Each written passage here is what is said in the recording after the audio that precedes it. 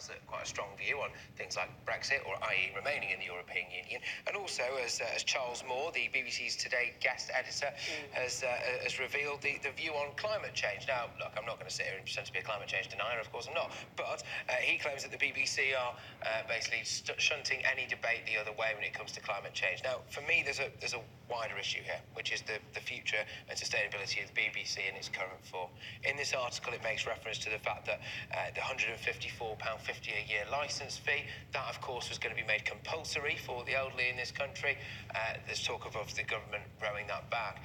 For me now, this is the wider issue, that the BBC, is it slightly on the wrong side, as our state broadcaster as it were, is it on the wrong side of public opinion too often in this country, and should it be providing a more balanced service? I think quite regularly it does have issues of bias. I'm sure it gets complaints from both sides, which often indicates that you are trying to weave your way through the views of many. Some people, you're absolutely right, but I think some people would say that £154 a year in the world of opportunity of Netflix and all these other elements out there to watch programmes like Britain's Longest Road or Michael Portillo's Great Railway Journeys are possibly not money well spent. Okay, forgetting about the radio stations and everything online that they do. The BBC does a lot of stuff, don't they, for the money that's spent. Just to come back on a couple of things, people, as we know, trust in journalism is at an all-time low.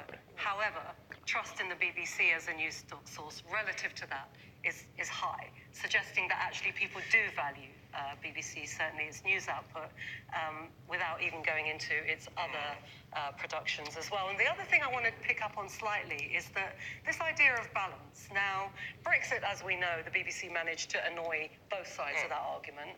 Things like climate crisis, there aren't actually two sides to that.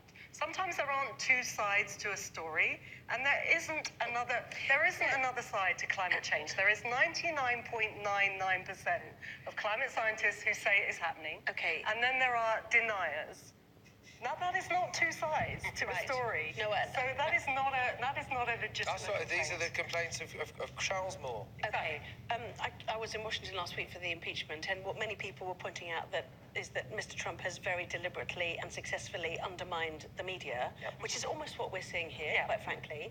And the media, the news media, is there to hold those in power to account. So it's in your interest to undermine it. We need to be really careful it doesn't happen here. I think, and That out in the narrative. And Dominic Cummings have been about throughout the election campaign. We don't have very long. Do you mind if we move on? We just want to go to Jeremy Corbyn. His allies